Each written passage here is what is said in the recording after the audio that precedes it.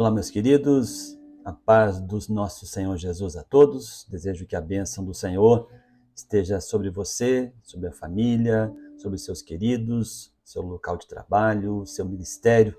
Que a bênção do Senhor e as misericórdias dele te alcancem neste dia. Eu gostaria de compartilhar um texto da palavra do Senhor com os irmãos.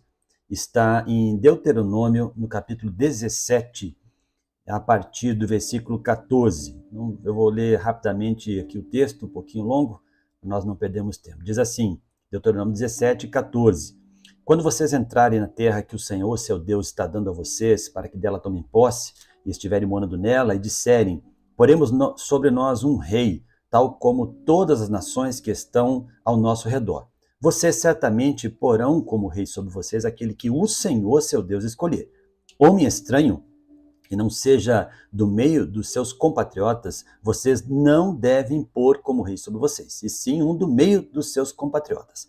Porém, este rei, preste muita atenção nessas orientações do rei, porém este rei não deve multiplicar para si cavalos, nem fazer o povo voltar ao Egito para multiplicar cavalos, pois o Senhor já lhes disse, nunca mais vocês devem voltar por este caminho. E esse rei também não deve tomar para si mulheres, para que seu coração, muitas mulheres, para que seu coração não se desvie, nem deve acumular muita prata e muito ouro. Também, quando se assentar no trono do seu reino, mandará escrever num livro uma cópia desta lei, feita a partir do livro que está com os sacerdotes levitas. O rei terá este livro consigo e nele lerá todos os dias da sua vida, para que aprenda a temer o Senhor, seu Deus, a fim de guardar todas as palavras desta lei e estes estatutos para os cumprir. Louvado seja o Senhor. Vejam que o Senhor ele é bem taxativo, bem direto, e já prevendo também que o povo haveria de desejar um rei. Então, quando Samuel se acha surpreendido com o clamor do povo por um rei, e depois vem Saul, na verdade, Deus já estava prevendo que isso aconteceria. Aqui, antes do povo entrar na terra prometida, o Senhor já estava orientando como isso deveria acontecer, sabendo que iria acontecer. E 3 pontos importantes que Deus deixa ali para o rei. Ele não deveria buscar, não deveria multiplicar para si cavalos. Obviamente, nós precisamos entender, na nossa mentalidade ocidental e uma cultura, além da cultura, também o tempo muito distante daquela época para hoje, mas os cavalos, aqui a multiplicação de cavalos, dizia a respeito à formação de uma classe, de uma categoria dentro das forças armadas deles, vamos dizer assim, de grande força, de grande capacidade. Existiam, na época, os cilitos, os hoplitas, isso vem das legiões romanas e gregas e tal, mas era a infantaria ligeira, aquela infantaria a pé, aquela infantaria, a ligeira ou pesada, os cilitos e hoplitas, mas a cavalaria era que realmente fazia diferença nas batalhas. Então, você vê vários pontos em que a palavra de Deus relata, havia tantos homens que sacavam a espada e tantos outros carros e cavalos.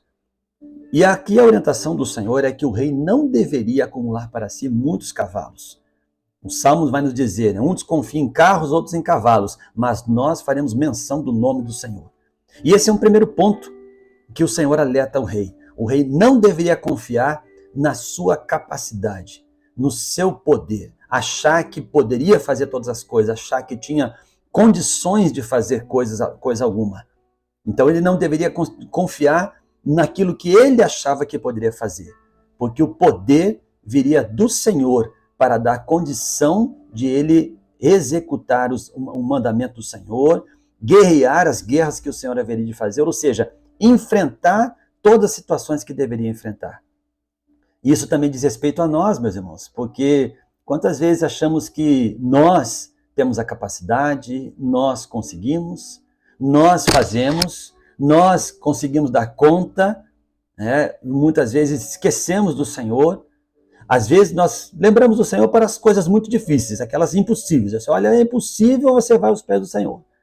Mas às vezes quando são coisas mais simples, você esquece do Senhor.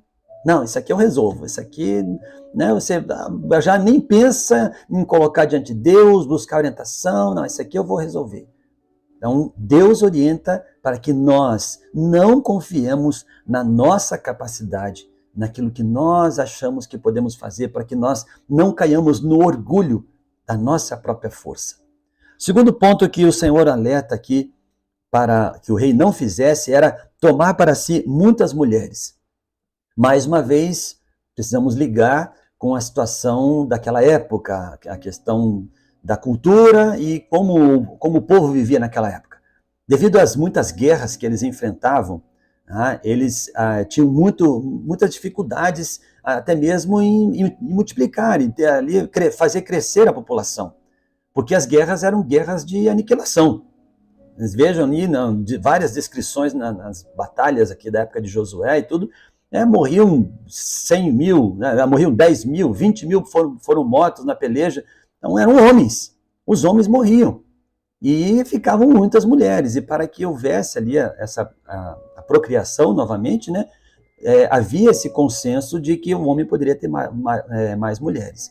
Mas este ponto aqui para o rei principalmente era com relação a alianças que eram feitas, alianças com outros reis, com outros reinos também, né, com outros locais, contaminação com os cultos e com os costumes destes outros povos, trazendo aquilo que não agradava ao Senhor para dentro dos seus próprios costumes, principalmente voltados à questão da própria união, né, com mulheres, costumes religiosos que proclamavam até mesmo a promiscuidade.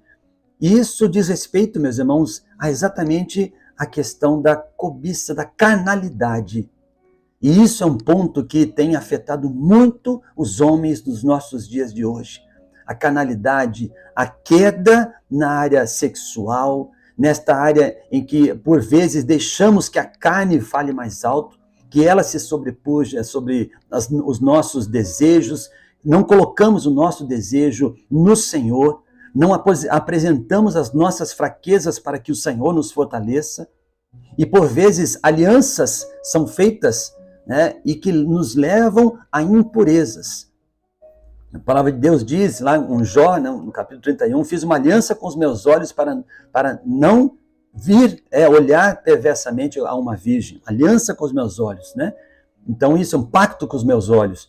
Isso diz respeito a esta tentação que nós, particularmente os homens, sabemos que pega muito, vem muito na nossa direção. Temos que ter muito cuidado, muita vigilância, para não nos tornarmos impuros diante do Senhor, contaminarmos a nossa santidade diante do Senhor. E por último ele fala que o rei não deve acumular muita prata e muito ouro. Aí diz respeito às posses, né? A condições financeiras, a capacidade financeira, a cobiça de coisas materiais. É outro ponto que nós devemos cuidar. Devemos ter muita atenção, não que isso seja proibido o servo de Deus ter posses, ter riquezas, né, ter condições, até porque Deus dá condições para que muitos nossos irmãos realmente se destaquem, realmente ganhem muito dinheiro, porque o coração deles não está naquilo. O coração deles está no reino de Deus. Quando o Senhor dá a capacidade para que eles ganhem dinheiro, né, sejam ali prósperos nos seus negócios, o que eles fazem? Se voltam para o reino de Deus. O coração deles não está lá. E é isso que Deus fala aqui, que o rei não deve acumular muito ouro e muita prata para si, para que o seu coração não se deposite naquilo, a sua confiança não se deposite naquilo. E aqui, esta orientação para nós, mais uma vez. Não há problema você buscar crescer, você ter ambição de crescer no seu trabalho, nos seus estudos. Não é isso que Deus está falando. Mas o nosso coração não deve estar nisso. O nosso coração não deve estar na ambição pelas coisas terrenas, pelas posses deste mundo. E a palavra de Deus diz que se esperamos do Evangelho somente para este mundo, somos as mais miseráveis das criaturas. Vejam, meus irmãos, que estes 3 pontos que nós falamos, né, diz respeito à carnalidade, sexo, né, a condição física realmente, a questão sexual diz mais respeito aos homens, né, mas não, as mulheres também não estão livres disso, mas essa questão de carnalidade, do poder, do orgulho do poder, da capacidade pelo próprio braço, e das posses, questão do dinheiro, recursos financeiros mesmo, posses deste mundo. 3 pontos que o próprio Senhor Jesus foi tentado quando ele é levado ali ao deserto para ser tentado pelo adversário. A primeira tentação foi: transforma essas pedras em pão. Pedras em pães ali era para saciar a sua necessidade carnal, ele estava com fome, saciar ali o seu desejo da sua carne. Jesus foi tentado nisso também, como homem, como Deus que era ali 100% homem, 100% Deus, na sua condição de 100% homem, ele foi tentado nesse ponto também. E a segunda tentação de Jesus, está vendo aqui, todos esses reinos aqui, tudo isso aqui eu te darei se você prostrado me adorar. Posses, mais uma vez, posses ali, sendo colocado ali à disposição. Olha, tudo isso aqui eu vou te dar se você me adorar. E quantos têm se inclinado a esta tentação do adversário? Às vezes não diretamente, não é? O adversário não chega: vou te dar aqui um carro, um barco, uma casa na praia e tal. Não é isso. Mas ele faz de uma forma muito articulada, muito ali por trás, sem você perceber. As coisas vão acontecendo, é uma oportunidade de emprego, é agora mais uma promoção, e você vai se envolvendo e se afastando mais da casa do Senhor. De repente você acaba percebendo que você está longe do projeto do Senhor, porque as posses, né, o seu desejo por condições financeiras acabou tomando conta da sua vida espiritual. E por último, o adversário fala para Jesus: lança-te daqui abaixo, né? Leva lá no pináculo, então lança-te aqui abaixo, porque vai dar ordem aos seus anjos que você vai ser tomado, não vai causar mal algum. Ali era o poder, né? Olha, Jesus, tu não é o cara, não é o Filho de Deus, né? Ele querendo antecipar o ministério do Senhor Jesus, mas havia todo um processo que Jesus deveria passar. Um anúncio do seu ministério, os 3 anos de ministério na terra, a subida ali à cruz para sofrer, depois a ascensão aos céus, né? Todo um processo que deveria ser feito, e o adversário que não, você é o cara. Olha, você é o Filho de Deus, lance-te aqui. Poder, orgulho no poder, na capacidade de ele achar que pode. E o próprio Senhor Jesus, ele se coloca no seu lugar como Filho de Deus que veio a este mundo para morrer por nós. E ele disse: não é dessa forma. Não, você não pode tentar o Senhor teu Deus, né? Então, vejam, meus irmãos, que o Senhor Jesus foi tentado nisso. E não nos enganemos nós, que o adversário não nos tenta também nessas áreas. Concupiscência dos olhos, que são posses, né? Cobiça, concupiscência da carne, a própria palavra diz, a carnalidade, e a soberba da vida, poder, orgulho, capacidade pela sua própria força. Então, que nós estejamos atentos a estas 3 áreas de tentação. Porque se falavam lá no Velho Testamento, no Antigo Testamento o Senhor já falava isso. Depois com o Senhor Jesus também foi tentado. Por que nós estaríamos livres disso? Então devemos estar atentos. O adversário continua bramando como leão ao nosso derredor, buscando a quem possa tragar.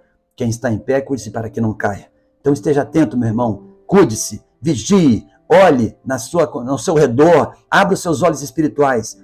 O antídoto foi dado ao rei. O que ele deveria fazer para poder se erguer e permanecer firme?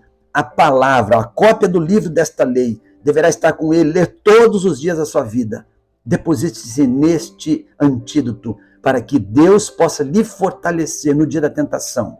E a tentação é naquilo que são os nossos próprios desejos, não é a tentação de Deus, não. Nos nossos próprios desejos, o adversário vem e investe contra nós. Mas se nós estivermos com a palavra guardada no nosso coração para não pecarmos contra o Senhor, nós haveremos de ser sustentados pela sua mão forte, a mão de poder. Que o Senhor te abençoe, que o Senhor te fortaleça neste propósito de permanecer firme na presença do Senhor, nosso Deus, os pés firmados na rocha, que é a sua palavra. Louvado seja o nome do Senhor.